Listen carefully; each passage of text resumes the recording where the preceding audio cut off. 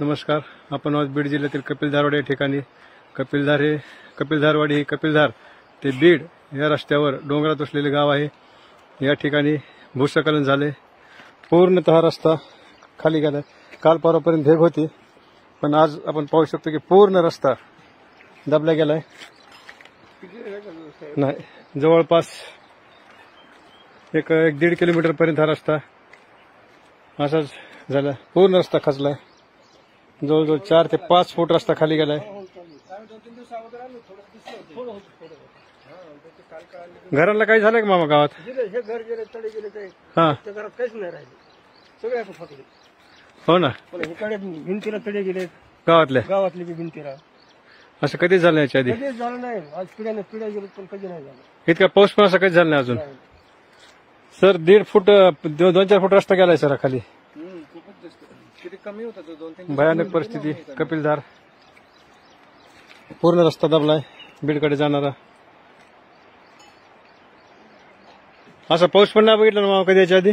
नाही, पाऊस नाही होत ह्याच्या आधी. पण इतका असा सलग मे महिन्यात तळे भरले आपले, आणि इतका पाऊस पडलाय.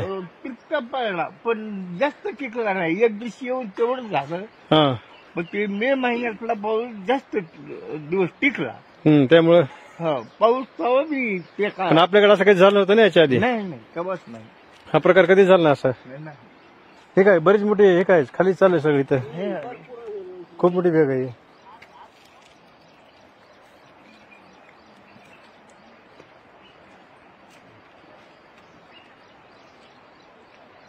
काय सगळं आता हे पूर्ण दबायचे मागे आहे खाली सगळं. 1 किलोमीटरच्या आसपास. इथून ह्या काही पडणार बघायचं, पाय जाणार कोणाच तरी खाली. आता इथे ढगळे वगैरे टाकूच लागले. हो ना. भयानक परिस्थिती.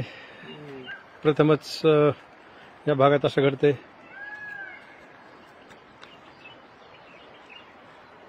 ग्रामस्थाकडून सुद्धा आश्चर्य व्यक्त होते. घरांना गावातल्या तडे गेलेत. यावर्षीचा पाऊस खूप मोठ्या प्रमाणावर